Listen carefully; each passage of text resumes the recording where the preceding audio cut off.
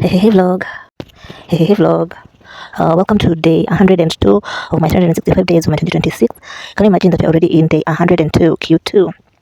So mine is to urge you before even all that. It's currently 19:15, 7:15 in the PM, and I've decided to clock in right now for the 102 because I've been quite busy filming content for TikTok, Instagram, and shorts, YouTube shorts. So I've been quite busy today with content. So that now, as we're entering the week, today's Sunday, as you're entering the week, tomorrow it will be day 103.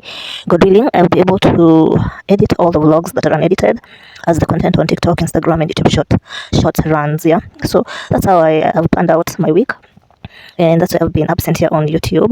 But so all that to say, I'm clocking in right now for the 102, and we're going to read the book. I didn't want to remove this makeup because I want to show off. And actually, the inspiration behind this look is the Red Bull apricot drink I just did Kenya, and I feel like the can branding is so beautiful. The orange and the orange and the silver bowl, just that amber collection. Yeah, it's beautiful. That behind it's beautiful. So that is the whole essence of this makeup, and that's how I've created this look just because of the inspiration. And actually, they've sponsored some creators on a trip, which is so beautiful. Yeah, such a strategic point of marketing around a very fun product. Yeah, a beautiful product. The amber edition, the apricot, is just very beautiful in my eyes. Yeah, so yeah, that's why I did this whole look, and therefore before I remove it, I want us to read the book, and you must know that I'm a makeup artist. Yeah, so I'm just going to fix you here, and then we'll read the book for 30 minutes, and then call it a Sunday. So I actually recommend reading a book for 30 minutes. I feel like it's quite very refreshing, especially that I read it out loud. So here's the book, Unstoppable, My Life So Far by Maria Sharapova. The last time I read this book, my microphone had an issue. The pinhole where the pin of the microphone goes in had something, there was something solid in that hole. So the jack of the microphone was not fitting well, but I figured it out, fixed it. And so I was saying, the last time I read this book for 30 minutes, I figured the audio was not audible. So you have to reread. We had stopped at page 182. I read from page 182 to page 192 and figured the audio was off. So we'll just start again from page 182. And yeah, now the microphone is fixed, the audio is okay. So let's read the book before I clock off. Yeah, so let's begin. Serena Williams has an almost arrogant look on the court, a kind of detachment, as if she were viewing you from a great height. I recognize it because I have a similar look of my own. It's gamesmanship, a way of telling the opponent you have no chance. Usually it works, and they don't. But it does not always work, especially if the opponent has the same attitude and carries herself in the same way.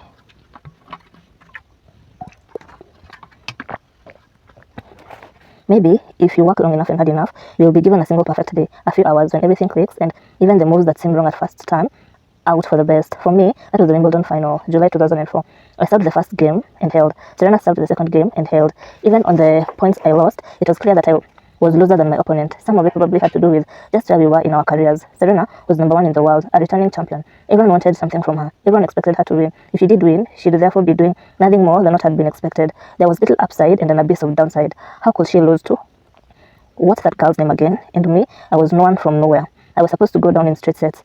Just being here, years ahead of schedule, was my victory. I was lucky to be on the same stage with John and McEnroe, calling the match from the broadcasting booth. In other words, while Serena had everything on the line, I had nothing to lose. I think this dawned on Serena in the fourth game of the first set.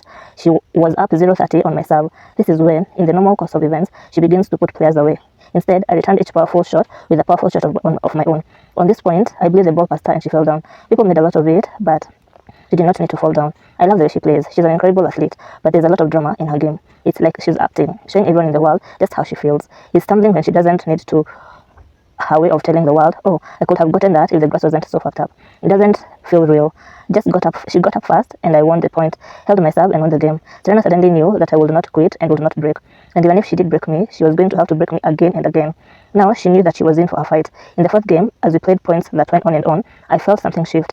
In a moment, Serena's look of confidence, which she carries like a racket, it's almost as important for her game, gave way to something else. At first, I could not tell exactly what sort of look it was, though I knew I'd seen it on the faces of other girls before. Then amazingly, as I went on to break Serena's serve in that first set, it hit me. Fear. Serena looked afraid. It was as if she suddenly realized how upsetting it would be to lose to this skinny 17-year-old kid in front of all these people. I did not lose another game in the first set. Still, for a moment in the seventh game, it did look like Serena would get back into the set. I was down to breaks point and battled back to deuce. We went in and out of deuce for what seemed like hours. Serena is a great champion. The great champions are toughest to beat when it comes time to put them away. They grow stronger the closer they get to defeat. They will not go down easily. Game and set point. I finally managed to put a ball exactly where I wanted it, skidding across the baseline. Serena got to it, but her shot was weak and ended up in the net. First set, Sharapova 6-1.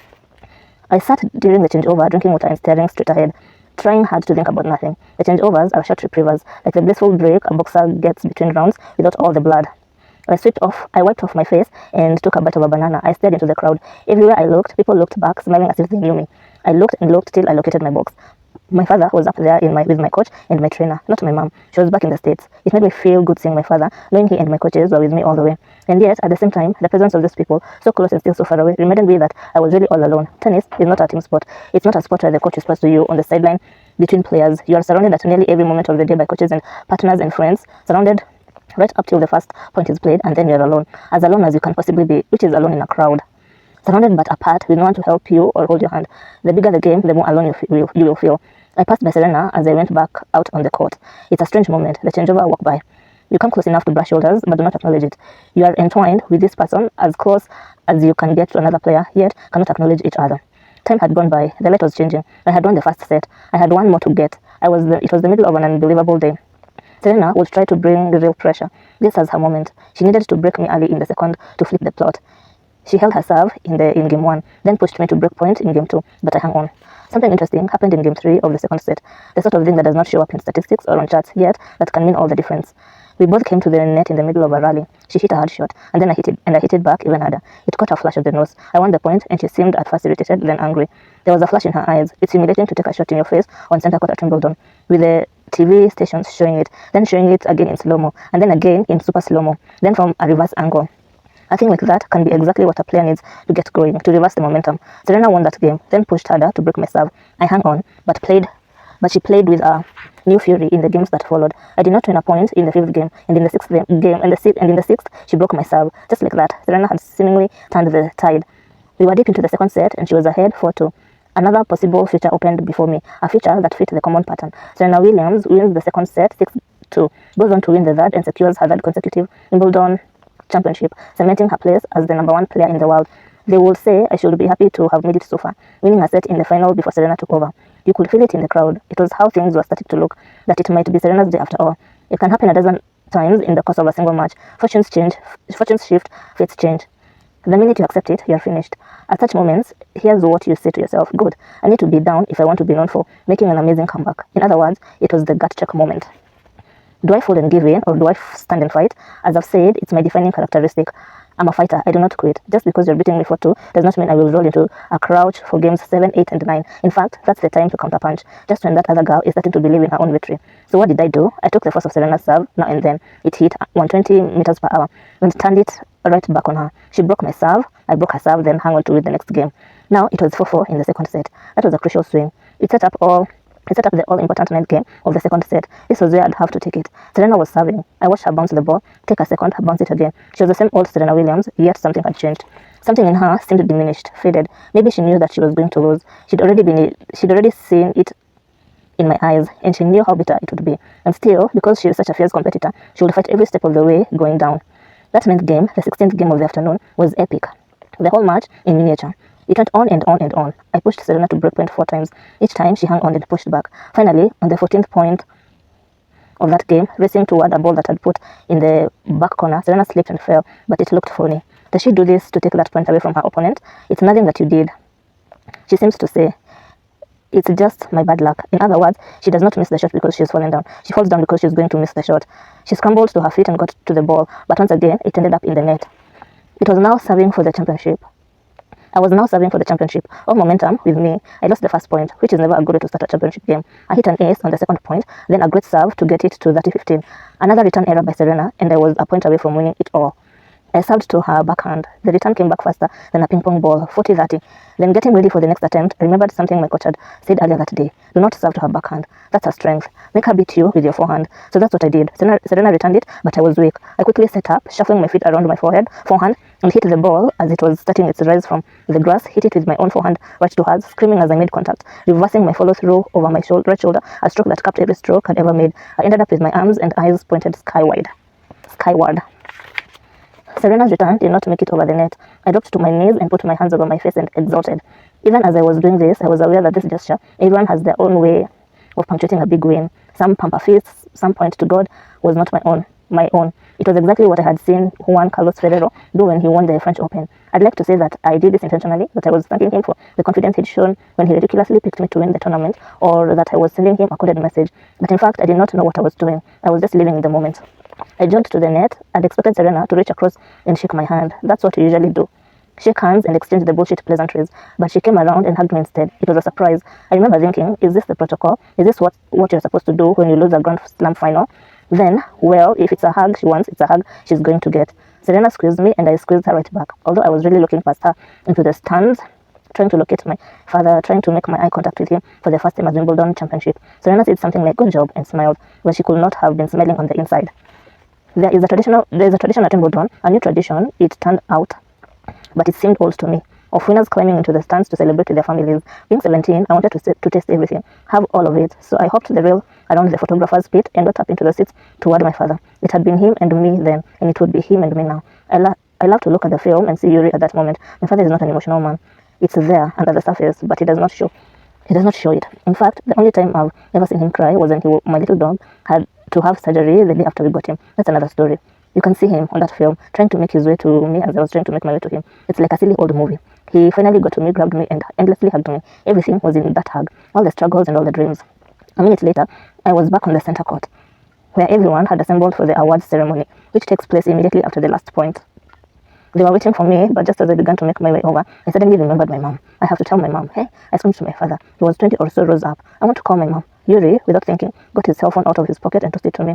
Perfect throw, perfect catch. I dialed as I walked toward the television camera to do the post-match interview. I dialed and dialed again, but I kept getting either voicemail or a fast busy signal. Oh, the dreaded fast busy signal. Here's what I did not realize. My mom was on an airplane flying from Florida to New York on JetBlue, where I would meet her after the tournament.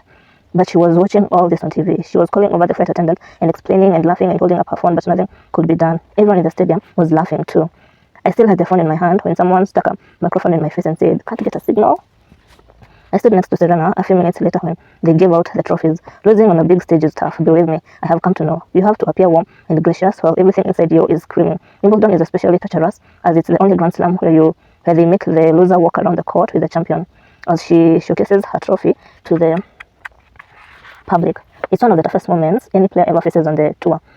You left every piece of yourself in that court, expecting to win, and somehow you lost. Now you have to stand out there in public and on TV, celebrating the person who took all that from you. It's torture. The runner-up gets the commemorative plate and a thank you. The winner gets a silver salver, also called the Rosewater dish. It was first awarded in 1886 and close to $1 million plus plaudits and love. The trophies were handed out by Prince Charles and the head of All England Tennis Club. Serena got hers first. She really did handle it beautifully. When the television reporter asked about her feelings, she spoke only of my accomplishment. But behind all the smiles and nice words, you can see that she is suffering and can't wait to get the hell out of there, just as anyone would. On TV, I thanked everyone I could think of. I thanked Nick Bollettieri and Robert Lansdorp. I thanked my parents. I talked about my cold and I alluded to Juan Carlos Ferrero, though I did not say his name. I didn't think I'd ever share that until writing this page. At some point, I looked up at my box and smiling at my entourage made cutting motions. This was me reminding my father, my coach and my trainer about our bet. If I win, you have to shave your heads. In the end, I did not hold them to it. For one thing, if my father cut off his hair, it would probably never grow back. I went to the locker room alone. Serena had left the court as soon as she could without making a scene. I did not notice it and wouldn't have thought about it if not for what was going on when I got to my store. Having your own private store means that even though you cannot see your opponent, you can hear her. And what I heard when I came in and started to change clothes was Serena Williams bawling. Guttural sobs. The sort that make you heave for air. The sort that scares you. It went on and on. I got out as quickly as I could, but she knew I was there. People often wonder why I have had so much trouble beating Serena. She's owned me in the past 10 years. My record against her is 2-19. In analyzing this, people talk about Serena's strength, her serve and confidence, how her particular game matches up to my particular game. And sure, there's truth to all that. But to me, the answer was there, in this locker room, where I was changing and she was bowling. I think Serena hated me for being the skinny kid who beat her against all odds at Wimbledon. I think she hated me for taking something that she believed belonged to her. I think she hated me for seeing her at her lowest moment. But mostly, I think she hated me for hearing her cry. She's never forgiven me for it. Not long after the tournament, I heard that Serena told a friend, who then told me I will never lose to that little bitch again. The next few dozen hours went by in a delirium. It was a culmination of everything that we had worked for and planned. Victory really only lasts a moment, and then you're right back out on the practice court. But what a moment. The morning after the final, I went out to find a gown for the Wimbledon ball. Winning Wimbledon changes everything. There's no denying it. Every other time that I wanted to get a new dress in London, I had gone to my favorite store, looked through the collections, gone into the dressing room and so on. But on this occasion, when I said that I wanted to head into the city to do some shopping, an official Wimbledon town car materialized at my front door. It carried me across the country and into the city, like a magic carpet gliding over streets and rooftops. They were waiting for me in the showroom at Louis Vuitton. I was surrounded by salespeople who were waiting to help me in and out of the most gorgeous dresses you have ever seen, red and gold and silver. I walked away with a unique cream double-figure dress with a pleated skirt underneath. I was in the dress that night. I had dyed my hair straight and wore barely any makeup because I had no clue what to do with makeup. I was nervous and shy, and there were more cameras than I had ever seen. The flashbulbs hurt my eyes. I was seeing spots and wanted to get past all this and run inside. Official escorts stood at either side of the grand entrance. The door opened and I floated in and continued to float all the way across the floor, following the same path that Serena had followed 3 years before. Back then, I was watching, but now I was the player at the center of the action. The people in the room stood and began to applaud, a standing ovation. I went by the junior table, stealing a quick look at the girls I knew I'd have to defeat in the coming years if I wanted to stay in this perfect spot. The night flew by. It was a fantasy. All those gowns, all those colors, all that music and wine. It was 8 p.m. and then it was 2 a.m. I was back at the house, making my way up the stairs, shoes in hand, wanting nothing more than to tell my father about everything that had happened, all of it, but he was not there. As important as winning Wimbledon had been for me, it had been, if anything, even more important for my father. He had his mind fixed on this goal ever since Ryudkin first pulled him aside and spoke to him beside the courts in Sochi.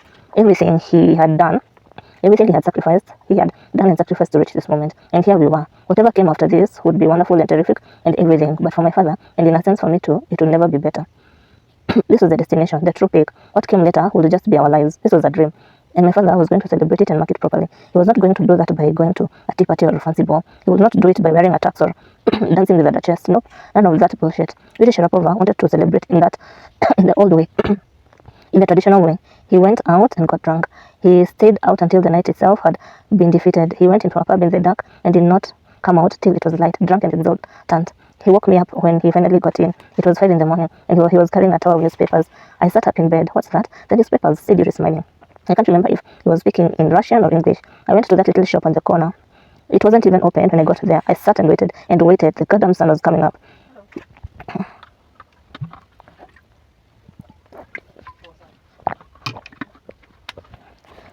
The guy who owns the place, he finally comes in with the keys.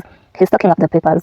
I take a paper off the pile, and my God, Maria, you're on the front page. The front page. And I show it to the guy and I point to the picture and I ask him, because I'm still not sure if this is real, I say, do you know who this is? And he smiles and says, of course, that's Maria. She won on Saturday. Maria, even the news agents know you by your first name. I said, I am Maria's father. And this guy, he was so excited for me. He started going all around and gathering up every paper with your picture. And look at how many. He dropped the pile on the floor and began going through them. I went back to sleep and he stayed up, reading all the articles in the living room.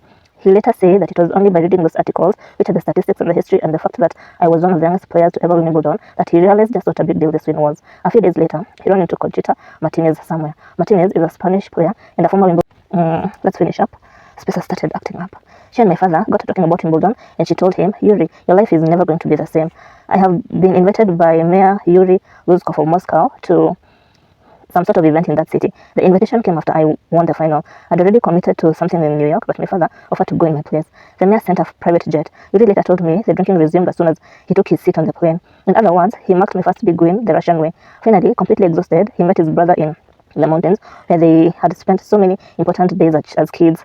They hiked and talked, and all of a sudden, the whole thing finally seemed real to my father. Something about going back to the place where you started. You can see things more clearly there. Meanwhile, I was also sensing life had changed. As I stepped out of the car at the airport, heading to New York for a promotion commitment, I was met by a crowd of reporters and photographers, paparazzi, the cameras going flash, flash, flash. People suddenly cared about me in a way that was cool, but also kind of creepy and disorienting. We shall continue from there. My space is acting.